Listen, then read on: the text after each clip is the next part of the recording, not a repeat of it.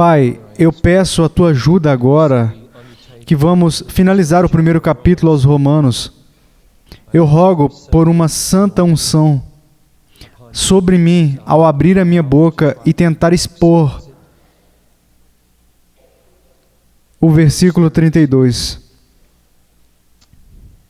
Eu oro por estes irmãos e irmãs e amigos aqui,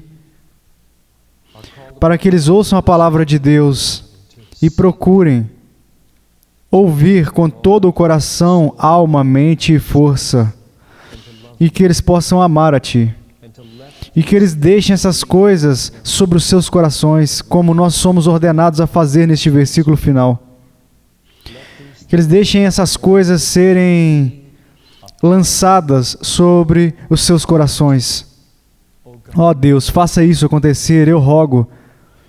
E para todos os incrédulos aqui nesse lugar, eu peço que eles sejam docemente abertos como uma flor para o sol, da sua verdade e do seu amor e do seu poder. Faça isto, Senhor. Faça esse momento ser imensurável na vida desta igreja. Eu rogo em nome de Jesus. Amém. Eu os convido a abrir em Romanos capítulo 1. Vamos ler os versículos 28 até o 32, de novo, como fizemos da última vez. Eu quero apenas focar dessa vez no versículo 32. Romanos capítulo 1, versículos 28 a 32. Assim como eles não mais se importaram de ter o conhecimento de Deus, Deus os entregou a uma mente depravada, para fazerem coisas que não são próprias, sendo cheios de toda a iniquidade, malícia, avareza, maldade, cheios de inveja, homicídio, contenda, engano, malignidade, são fofoqueiros, detratores, odeiam a Deus, injuriadores, soberbos, presunçosos, inventores de males, desobedientes aos pais, sem entendimento, não confiáveis, sem amor, sem misericórdia. E embora eles conheçam as ordenanças de Deus e que quem pratica tais coisas são dignos de morte, eles não simplesmente fazem isso, mas também aprovam essas coisas, aprovam aqueles que as praticam. Então, em um determinado sentido, o versículo 32 encerra o capítulo 1 com uma visão muito sombria da natureza humana e uma acusação profunda do que nos tornamos quando somos entregues por Deus para uma pecaminosidade cada vez maior. Mantenha em mente a frase, em um sentido, isso é o que acontece, porque eu voltarei para dar outros sentidos para essas palavras, além desse sentido sombrio. Escondido debaixo dessa afirmação sombria do que somos separados da graça, há uma palavra muito esperançosa neste versículo, e é com isso que eu vou continuar, mas vai levar alguns minutos até chegar lá. O que é tão sombrio a respeito desse versículo é que a segunda metade diz que nós não apenas fazemos coisas que sabemos que são merecedoras da morte, mas fazemos com que outras pessoas as façam também e gostem disso. Nós não simplesmente temos um caso de amor suicida com o pecado. Nós temos um caso de amor assassino ao fazer as pessoas se juntarem a nós no suicídio. Nos tornamos o Dr. Kevorkians, onde queremos as pessoas mortas espiritualmente conosco. Espiritualmente, eternamente. Há várias coisas na América hoje em dia que apontam para isso. Deixe-me dar um exemplo. Jesus disse: vocês ouviram que devem amar, ou melhor, vocês não devem cometer adultério. Mas eu digo que qualquer um que olhar para uma mulher com desejo já cometeu adultério com ela no seu coração. Se o seu olho direito te fizer tropeçar, arranque-o, tire-o fora, pois é melhor você perder uma parte do seu corpo do que o seu corpo inteiro ser lançado no inferno. Em outras palavras, Jesus nos ensinou, e agora nós sabemos, que se você desistir da luta contra a luxúria e se entregar numa vida de luxúria, você irá para o inferno. Que conclusão nós podemos tirar desse ensinamento? Quando colocamos Romanos 1:32 ao lado, o que devemos dizer na América, quando não apenas faz com que milhões de pessoas bebam o veneno da pornografia todos os dias, matando-se a si mesmos eternamente, mas milhares de pessoas ganham a vida ajudando-as a se matarem. O que dizemos dessas pessoas? Que empregam todo o seu tempo e energia para ajudar pessoas a cometerem suicídio espiritual. O que nós podemos dizer delas? No ano passado, no dia 10 de fevereiro de 1997, o US News e o World Reporter publicou um artigo de Eric Salzer sobre pornografia. E aqui estão algumas estatísticas impressionantes. O negócio da pornografia na América é tão bem sucedido que existem publicações comerciais. Todo negócio tem uma publicação.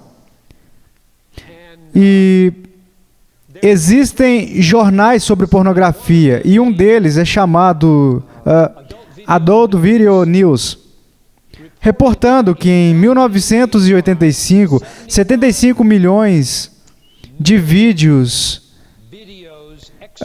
pornográficos foram vendidos ou alugados na América, e isso saltou em 1996 para 665 milhões.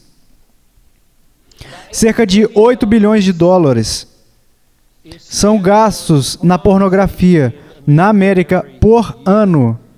E apenas para comparar, ele fez essa analogia. Se você pegar todo o dinheiro gasto em produções da Broadway, em teatros regionais, ópera, balé, jazz e música clássica, todo este dinheiro na América não chega nem perto do dinheiro gasto em clubes de striptease sozinhos. Sem contar vídeos, sem contar os teatros, sem contar as revistas e sem contar a internet. A respeito do que Jesus disse, a respeito do perigo eterno de uma vida dedicada à luxúria, o que isso se soma não é apenas o fato que isso multiplica milhões de pessoas que estão se matando para sempre espiritualmente com a luxúria, mas também que milhares de pessoas estão ganhando dinheiro, atraindo pessoas a isso e estão felizes, realmente felizes, quando eles são atraídos para isso. O que Paulo diz no versículo 32 é o fundo da espiral. Não apenas cometemos suicídio espiritual, mas nós amamos quando outros se juntam a nós, especialmente se isso nos traz dinheiro. Então, se você pensa que a América está se recuperando, ou que as coisas estão caminhando bem, você precisa ser ensinado. Porque aqui mesmo, na nossa cidade, o negócio da pornografia está impressionante no seu tamanho. Não é algo que as pessoas noticiam normalmente. Agora, eu disse que em um sentido este versículo é sombrio. E em outro sentido, ele está cheio de esperança. Então eu quero falar sobre essa esperança, passando por 3 observações a respeito deste versículo. E então, vamos desdobrar a esperança. Uma esperança para os seus queridos que não são crentes. A esperança em relação aos muçulmanos, aos judeus, que nós amamos. A esperança em relação à evangelização, a esperança relacionada à apologética, dando uma razão para a esperança que está em nós. Este versículo está cheio de esperança. E eu vou chegar até ele em breve. Vamos passar pelas 3 observações. Número 1. A primeira observação é comparar o versículo 32 com os versículos 18 e 19 e notar que o conhecimento que todos têm de Deus inclui o conhecimento dos seus padrões e o que merecemos se não os cumprimos. Vamos voltar aos versículos 18 e 19.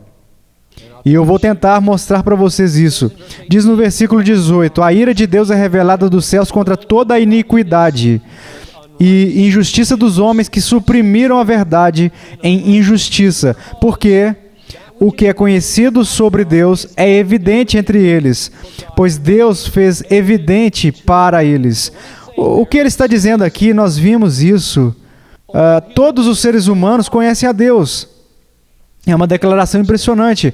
Aquilo que pode ser conhecido a respeito de Deus é evidente para eles, pois Deus fez evidente para eles. Veja nos versículos 20 e 21. De novo, nós conhecemos Deus. Se você já ouviu falar da Bíblia, você conhece Deus.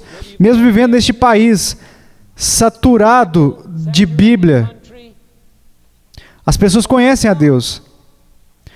O que o versículo 32 adiciona a isso é que este conhecimento inclui os padrões de Deus, as justas ordenanças de Deus, que quem pratica tais pecados descritos do versículo 29 ao 31 merecem a morte.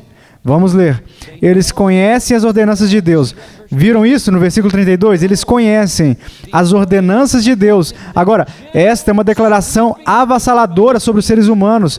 Eles conhecem as ordenanças de Deus, de que aqueles que praticam tais coisas são dignos de morte. Então, ao invés deles terem qualquer revelação especial, ao invés deles sequer ouvirem sobre a Bíblia, eles conhecem tanto a Deus, que Ele é eterno, que Ele é glorioso, que Ele é poderoso e que Ele é beneficente. Ao menos essas 4 listas estão incluídas no conhecimento de Deus, os versículos 18 a 31. E agora sabemos que este Deus possui padrões. Alguns mencionados, os versículos 19 até o 31. E nós sabemos, todos sabem, que fazer tais coisas merece a morte. Este é um ensino incrível. E voltaremos às suas implicações. Aqui está a observação número 2. Este conhecimento significa que as pessoas, todo mundo, são indesculpáveis. Não apenas pela maneira que eles tratam a Deus, mas pela maneira que eles tratam uns aos outros. Agora, com relação à maneira que eles tratam a Deus, vejam os versículos 20 e 21. No final do versículo 20 diz: eles são indesculpáveis. Pois, aqui a razão porque são indesculpáveis. Mesmo eles conhecendo a Deus, eles não o honraram como Deus ou lhe deram graças. Eles o trataram muito mal. Pessoas que ignoram a Deus, eles desonram a Deus, eles blasfemam de Deus. Eles não dão a Deus 2 segundos do seu dia. Ainda assim diz, eles são indesculpáveis, porque eles conhecem a Deus. Agora, vamos ao versículo 32, e vocês vão ver o mesmo ensinamento, dessa vez com relação a como tratamos uns aos outros. Embora eles conheçam as ordenanças de Deus, de que aqueles que praticam tais coisas são dignos de morte, mesmo assim, eles as praticam. E eles aprovam aqueles que as praticam. Então, nós sabemos que fazer tais coisas é digno de morte. Então, somos indesculpáveis. Nós sabemos que a penalidade é a morte e que é digno de morte. Não há desculpas, de acordo com este versículo, no coração de nenhum homem. Agora, outra coisa que precisa ser adicionada aqui a essa segunda observação: A não ser que tiremos algo errado do versículo 28. Lembram-se dos versículos 28, 26, 24? Todos disseram: Deus os entregou a uma mente depravada para fazerem coisas que não são próprias. E essas coisas estão listadas, 21 delas, dos versículos 29 ao 31. Nós somos entregues por Deus. Eu disse na semana passada, eu vou dizer novamente, os shows de strip, os cinemas pornôs, a pornografia na internet, a literatura não é apenas digno de juízo, isto é o juízo. Ele tem entregue esse país em uma escala enorme para o que Amy cantou aqui em cima, o vazio da ganância, o vazio da luxúria. O coração é um imenso vazio feito para Deus. E nós o enchemos com lixo, tentando desesperadamente preencher o vazio. Por que as pessoas se entregam à luxúria? Porque elas não têm paixões. Elas se entregam à luxúria, ao dinheiro, ao poder, porque elas viraram as costas. O que diz o versículo 28? Eles decidiram que não queriam mais conhecer a Deus. E Deus agora os abandonou, os entregou. Na semana passada eu disse, ao pântano que eles escolheram. E um de vocês me enviou um e-mail e disse, é realmente pegajoso. E eu disse que eu iria dizer isso essa semana. É muito pegajoso. Você está afundando em algo pegajoso. Pântanos não têm um gosto bom. Não é tão bom quanto o caramelo. As pessoas estão morrendo, sufocadas, afundando em algo pegajoso. Isto é real. Porque nós temos desistido de Deus. Então Ele desiste de nós. E os nossos clubes de strip, o nosso vício na internet e as nossas revistas e filmes pornográficos, eles são o juízo. Eles são o juízo. Mas o ponto que eu quero aqui é o seguinte: isso não traz alívio à nossa responsabilidade. Este é o meu ponto. O versículo 32 é adicionado ao versículo 28 para ninguém dizer, oh, ele está me entregando essas coisas, não é mais a minha culpa. Errado. Porque o versículo 32 diz, eles sabem que as coisas que eles se afundam mais e mais e mais são merecedoras de morte. Você não é menos merecedor da morte porque você vai mais fundo. Eles são mais merecedores da morte porque eles vão mais fundo. Se você ainda tem alguma resistência em você, arranque o seu olho e salve a sua alma. A terceira observação. Há um conhecimento real embaixo do conhecimento consciente. Isto é intrigante. E é algo que eu tiro deste texto. Por necessidade. Porque eu sei que muitas pessoas que leem o versículo 32, onde diz, eles conhecem as ordenanças de Deus, que aqueles que praticam essas coisas que ele menciona são dignos de morte. E eles vão dizer, eu não sei disso. Na verdade, eu nem acredito que Deus exista.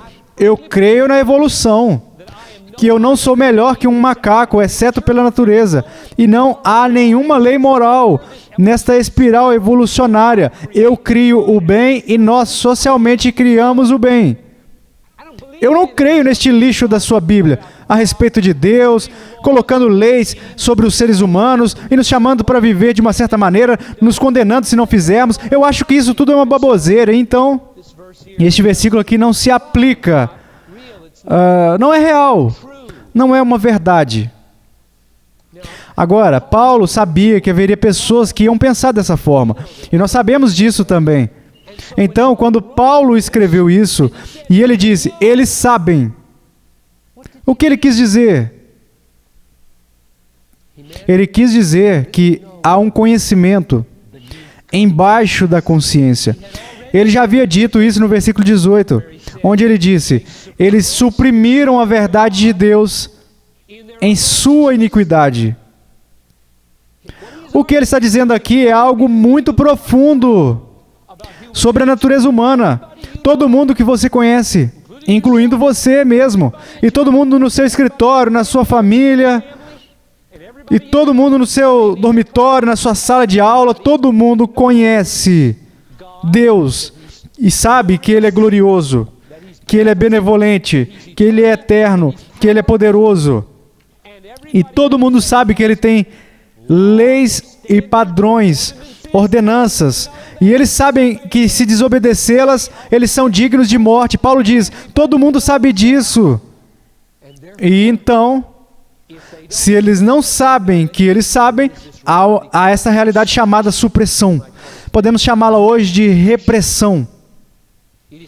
É tão inato, espontâneo, desejoso, que nós nem sabemos que estamos fazendo ao colocar para fora da nossa consciência esses horríveis pensamentos que a nossa forma de viver pode estar desconectada da maneira que Deus nos fez e irá nos julgar.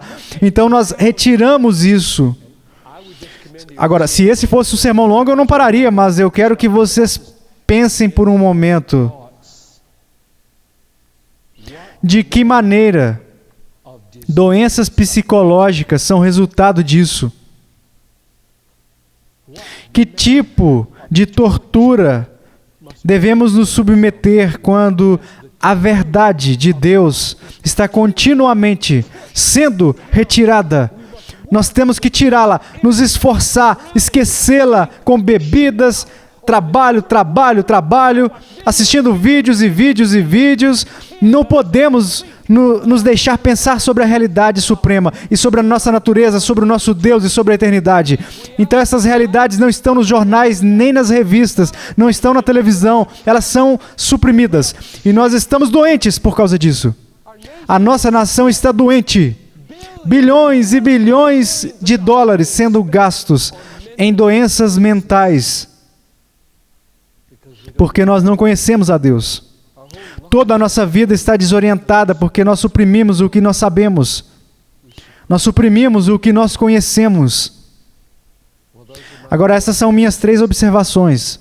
Agora, deixe-me ir para o fim, dizendo para vocês como este cenário sombrio contém uma incrível esperança para nós e para aqueles que nós amamos.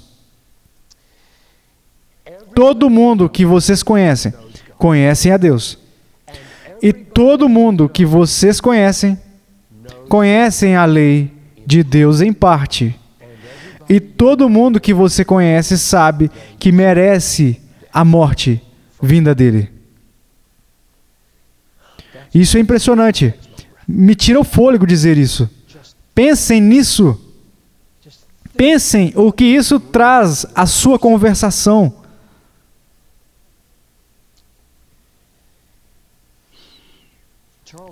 Charles Hodge ensinou em Princeton há 100 anos atrás. Ele escreveu esta frase: o pecador mais reprovado carrega com ele um conhecimento da sua justa exposição à ira de Deus.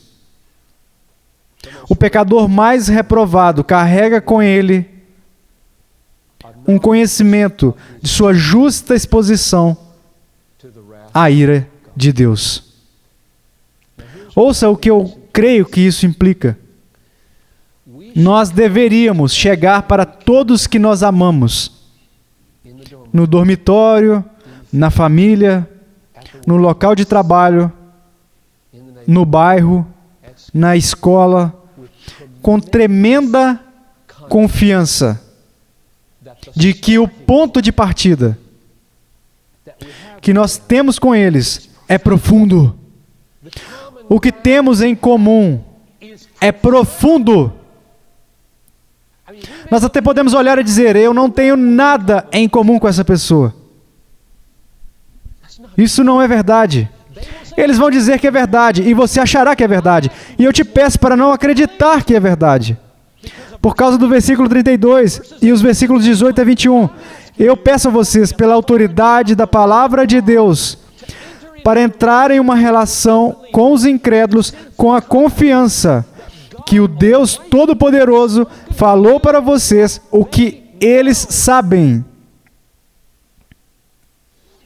E deixe o seu coração se sentir bem com a confiança de que pela oração e pela graça, Deus pode se agradar de abrir os olhos deles para o que eles sabem. Pense sobre isso por um momento. Eu passei muito tempo tentando entender como isso seria. Porque se você é uma pessoa, se imagine como uma pessoa nessa situação. Você é uma pessoa, mas se imagine assim. E você ouviu alguém te dizer, você conhece a Deus, você sabe que Ele é poderoso, glorioso e eterno. Você conhece a lei dele e você sabe que quebrar a lei dele, o que você tem feito, né? Merece a morte. Você sabe de tudo isso. Imagine o que seria para essa pessoa dizer. Você pode dizer que eu sei disso, mas eu não sinto que eu sei disso. Agora, o que teria que acontecer? E como seria a experiência para este conhecimento que está aqui embaixo da consciência se mover para cima, para a consciência? Como isso aconteceria? Não seria com ele, de repente, acreditando na sua palavra. Não seria assim. Seria você sabendo e jogando em cima dele. Não seria ele sabendo inatamente. Não seria ele pegando a Bíblia e dizendo, bem, pessoas creem nisso há 2000 anos e Deus escreveu, então eu vou acreditar. Não seria assim. Mas como seria? Hodge, o mesmo homem, Charles Hodge, usava a frase, seria necessário uma realidade auto-autenticada. Em outras palavras, de repente ou demoradamente, iria emergir nas mentes deles este pensamento. Como é possível não existir um Deus? Como não pode ser da vontade dele que eu haja diferentemente? Como eu posso não estar debaixo do seu julgamento? Pareceria algo incontestável. Agora, eu pensei na palavra axioma, porque eu estou tentando um grupo de palavras aqui para descrever como seria o fenômeno para o conhecimento de ir do subconsciente para a consciência e não ser dependente de mim ou da Bíblia. Como seria? E a palavra auto-evidente aparece, e a palavra axioma também. Agora, eu olhei a palavra axioma no dicionário. Nos lembramos de geometria, né? Seus teoremas e axiomas. Axiomas são a base. Você não pode ir abaixo deles. Coisas como a menor distância entre dois pontos é uma linha reta. Eu não sei se eu falei corretamente, mas eu lembro de algo desse tipo. Algo assim. Axiomas são a base. Você não pode ir além deles. Ninguém pergunta por que o axioma é verdade. O axioma é uma auto-evidência. Então, eu notei que neste texto, no grego, axioma, de acordo com o dicionário, vem de axios, digno. E esta é a palavra para eles sabem que são dignos de morte. Axios. O que significa que o merecimento da morte é auto-evidente. Agora você pode dizer, não para mim, ou não é para eles, mas eu peço que creia, que é, e isso terá um profundo efeito na confiança com a qual você tratará com os incrédulos, que o próprio Deus veio até cada tribo, cada muçulmano, cada judeu, cada amigo ou familiar, ele veio até você anos antes de você chegar lá, e ele escreveu algo nos corações deles. Eu existo, e eu sou glorioso, e eu sou eterno e sou poderoso, e eu sou benevolente, e você deve render graças a mim e me dar toda a glória. E eu tenho leis, e quebrá-las é ser digno de morte. Tudo isso está escrito antes de você chegar até isso. Isso é um pensamento maravilhoso para o evangelismo, não é? Porque esses são os primeiros 2 pontos que você tenta convencer as pessoas. Há um Deus, Ele é santo e há pecado em você. E você está enrascado. Se Deus já fez o trabalho de escrever isso nos corações, metade do nosso trabalho está feito. E, portanto, a tática seria: o que eu falo, como eu oro, como eu faço isso? A resposta não é: você não deveria dizer nada sobre esses 2 pontos. Porque Deus pode querer, pela simples articulação daquilo que não foi dito, que vai trazer isto à consciência. O Santo Espírito pode querer usar uma simples frase da verdade que Deus diz que eles sabem, para acordá-los à consciência. Sim, como eu posso não crer? Como eu posso continuar a resistir a isso? Deixe-me fechar fazendo uma pergunta. Imagine que você está falando com alguém, você pode estar nessa sala e eu estou falando com você. Você pode pensar em alguém para falar nessa semana. Imagine que você está falando com alguém e você compartilha um pouco dessa mensagem com essa pessoa, Romanos 1:32, que eles sabem tudo isso e eles vão dizer: olha, eu não acredito em Deus, e a respeito do furacão Mitch, me parece que Deus é que merece a morte, não eu. Ele está quebrando minha lei ao invés de eu estar quebrando a lei dele. Você pode pegar o seu cristianismo e ir embora. O que você vai dizer para uma pessoa dessa? Agora, há algumas coisas que você pode dizer. 1, 2, 3 e eu fecho com a 4. A primeira coisa que você pode fazer é ir para Lucas 13. Quando Jesus responde, quando perguntaram: e aquelas pessoas que morreram quando caiu a torre de Siloé, na Nicarágua? E Jesus disse: vocês não são menos merecedores da morte do que eles eram. E eles não eram mais merecedores da morte do que vocês são, a não ser que vocês se arrependam, vocês todos perecerão. E esse foi um jeito que Jesus usou para responder. Uma segunda maneira seria ir até o livro de Jó. E lá vocês encontram Jó sofrendo uma dor excruciante. E ali aparece a soberania de Deus, as causas satânicas secundárias. E você pode ajudar as pessoas a entenderem que Satanás pode estar envolvido neste mundo, barrando o mundo de diversas formas, mas Deus mantém o controle sobre tudo, sob sua soberania e governança, para um fim bom e justo, para todos que confiam nele. Essa seria uma maneira possível de responder. Ou uma terceira maneira de responder seria: onde está? Sim. Você pode ir direto para a cruz e dizer: eu não tenho a resposta para todo o sofrimento do mundo, mas o que eu sei, Deus mandou o seu Filho ao mundo para morrer uma morte excruciante, para que todos nós que sofremos dessa maneira possamos ter alguém que tenha empatia conosco. Ele morreu pelos nossos pecados, e se nós crermos nele, nós não simplesmente passamos por esse sofrimento, mas saímos disso para uma alegria maior.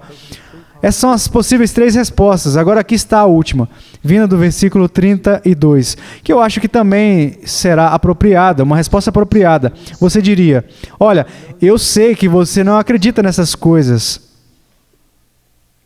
Eu sei que você não acha que as conhece, mas se você, talvez, se humilhar e orar, e pedir para Deus que remova as técnicas de supressão que você inconscientemente usa, pode ser que jorre do seu coração sem a minha autoridade ou até sem a autoridade bíblica. Você reconhecerá que há um Deus e que você é um pecador. E se isso acontecer, eu posso dizer a vocês o remédio, porque quando isso acontece, você irá querer conhecer o remédio. E isso serve para a doença tão perfeitamente que eu quero que vocês saibam quando acontecer. Então vocês vão dizer: não apenas Ele é Deus, e glorioso e eterno, poderoso e benevolente, com a lei, o que significa que você está em apuros e merecedor da morte, porque você desobedece, mas Ele enviou seu Filho, Jesus, ao mundo para morrer pelos nossos pecados. E Ele se levantou novamente, ressuscitou, triunfou sobre a morte, para todo aquele que nele crê.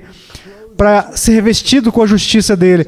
Ele perdoa todos os seus pecados, nos dá o Espírito Santo para nos ajudar a progredir em nossa fé e nos concede a esperança da vida eterna com ele. Quando Deus tiver prazer em acordar você para o seu conhecimento dele e para a sua necessidade dele, lembre-se deste evangelho.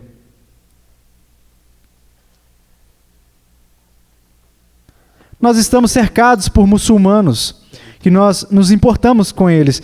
Existem muitos judeus nessa cidade que nós nos importamos com eles. Nem o Islã, nem o judaísmo tem o remédio satisfatório para o conhecimento em cada um deles. Cada muçulmano e cada judeu sabe que existe um Deus e que eles quebraram a sua lei e que são merecedores da morte. E o quê? Não há expiação. Não há cobertura para o pecado no judaísmo ou no Islã. Mas antes de chegarmos até lá, Deus nos conduz até o meio do caminho para a solução. Vamos orar. Ó Deus, eu oro sinceramente que Tu nos faça propagadores do Evangelho com confiança, ousadia e amor. Pessoas orando sinceramente. Que nós possamos esticar os nossos braços para trazer pessoas para o próximo domingo, Senhor. Nos conceda coragem, ousadia. Tu fostes à frente. Tu fizeste o trabalho de acordo com Romanos 1:32 e em Romanos 1:18 até o 31. O Senhor fez uma obra, escrevendo no coração humano que vai além de qualquer coisa que possamos fazer. E nós deveríamos, com imensa confiança, crer que pela oração esse conhecimento poderá ser amplificado, autoevidente em suas mentes. Conceda, ó Deus, eu rogo, que irá performar isso através dos nossos evangelistas ousados, confiantes, exaltadores de Deus. Entre eles, os nossos familiares, os nossos colegas de escola, nossos colegas de trabalho e entre as nações do mundo. Que o Senhor possa ungir esta semana com o tipo de oração e de coragem que será usado por Ele para despertar em muitas pessoas o que elas já sabem, o que provará ser uma preparação perfeita para o Evangelho. E todo o povo de Deus diz, amém. Vocês estão dispensados.